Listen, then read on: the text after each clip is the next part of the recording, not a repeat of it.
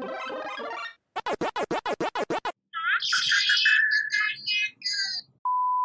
不要订阅按赞这个频道，先去订阅按赞原作者。本频道只担任翻译推广的角色，翻译都已经有取得作者同意咯。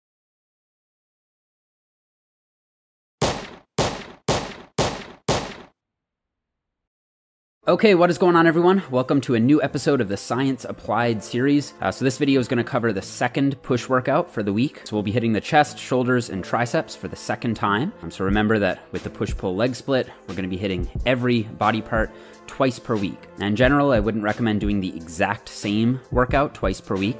Maybe in the case of hardcore beginners, but that's just because the research that we do have on daily undulating periodization, or DUP, points toward better gains when the reps, sets, and exercises are varied from session to session within the training week. So unlike the last workout, which started with the horizontal bench press, we're going to be kicking things off with a vertical press to emphasize the shoulders first. And so we're doing 4 sets of 6 to 8 reps on the overhead press. You may remember that activation patterns tend to be higher with dumbbell shoulder press variations. However, I prefer to use barbell presses from a pure strength perspective. They allow for easy, steady application of progressive overload. And I think a classic movement like the overhead press will have a large degree of strength and power carryover to other exercises. And here I like to wear a belt to help increase intra-abdominal pressure and improve force transfer, allowing for more overall weight to be lifted, putting more tension on the shoulders. And you'll also want a solid lifting shoe for a nice stable base of support.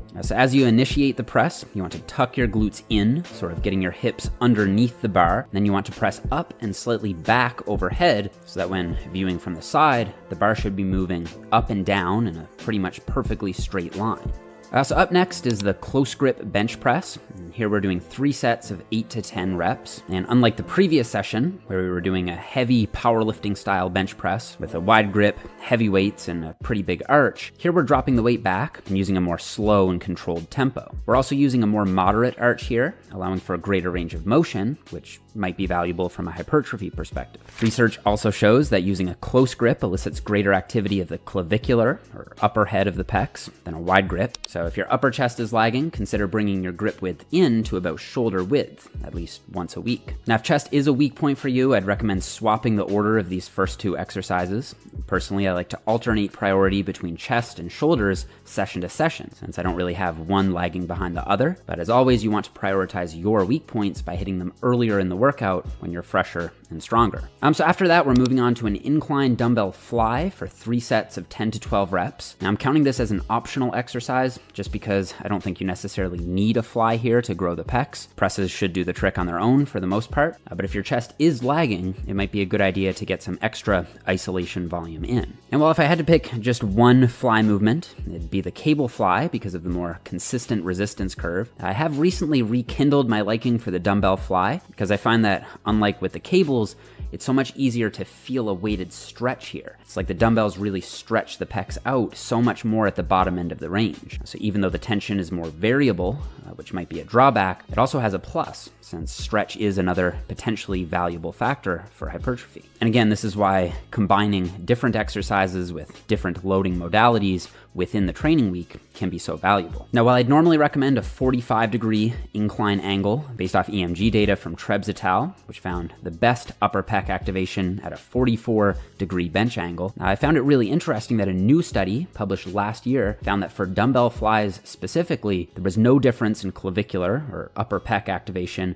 between flat and incline variations. In fact, the flat fly actually had a slight edge even for upper pec activation, and this makes sense when you look at what happened at the anterior delt as you increased the bench angle. As soon as they jacked the incline up, the anterior delts really took over. But for me personally, I still use the incline just because I find that, especially when I point my thumbs toward one another and really squeeze my upper pecs, I can still feel a much stronger mind-muscle connection with my upper pecs doing them this way. And as of this year, the mind-muscle connection has finally started to gain some solid support in the peer-reviewed scientific literature in terms of enhancing muscle hypertrophy. All right, so up next is a superset between the rope upright row and banded lateral raises. And we want to think of both of these movements as side delt exercises. And the main goal here is to just flood the side delts with a bunch of volume in a short period of time through 2 different loading patterns. So up first is the upright row, and I know a lot of people are wary of this exercise because of potential shoulder impingement issues, and this has been acknowledged in the literature as a potential risk. However, the literature also acknowledges that the upright row is perhaps the only open chain multi-joint movement that targets the middle deltoid,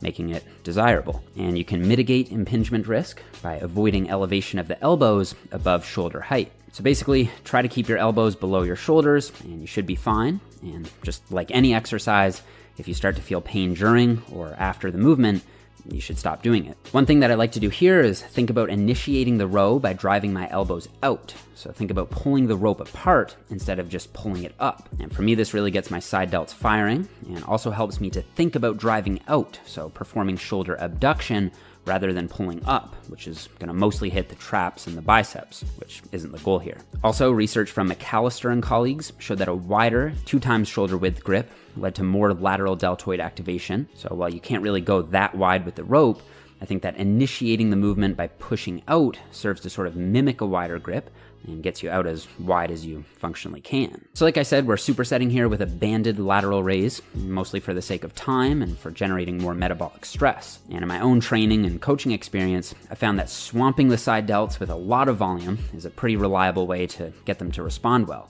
And as a relatively smaller muscle, they can take quite a beating, so I really don't think you need to worry about overtraining here. And we're using the band here because it gives a different resistance curve than the cables from the last workout, where here you're getting more and more tension as you reach the top end of the range, so you'll feel it getting tougher and tougher near the top. And I like to throw this in mostly for the sake of variety. I do think that the Egyptian or lean away cable lateral raise is optimized from a biomechanical point of view.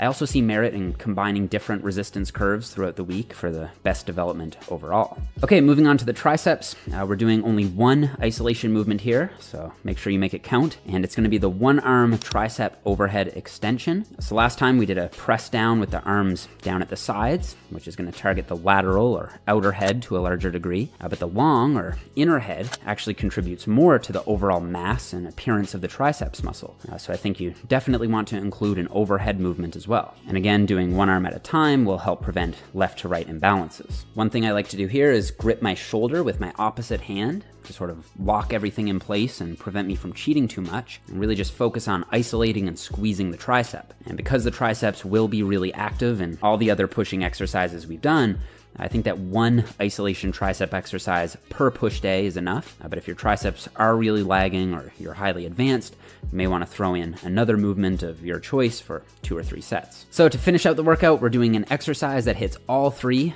the chest, shoulders, and triceps. And I like to think of this as a so-called finisher exercise. And so it's the medicine ball push-up, and we're just taking these to an RPE of 8. So once you get to the point where you think you couldn't get another 2 reps, call it off. But week to week, you should find a number to aim for and try to keep adding reps as the weeks go by. And most of you guys, I think, should be getting at least 20 to 30 quality controlled reps here. And apart from this just being a fun and challenging body weight exercise, there is some literature showing that using an unstable base of support during the push-up does increase tricep muscle activity. So there is some science-based justification for including it. So guys, that's gonna conclude this workout and the full week of push workouts. I just wanna quickly tally up the volume here for both of these workouts. I'll actually put this up here on the screen so you guys can pause and read for more on volume.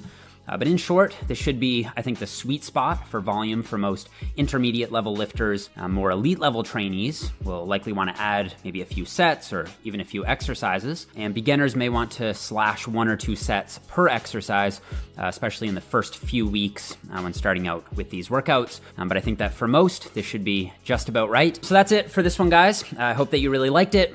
Before we go, I have to thank Hims for supporting this video. In case any of you guys aren't aware, I think Hims is one of the few truly science-based companies out there offering both prescription and non-prescription hair and sexual health products for men. And they're gonna be rolling out new skincare products later this year as well. So hair loss affects 66% of men by age 35. So Hims is a place where you can get affordable, quality medical recommendations and treatment from actual licensed medical doctors.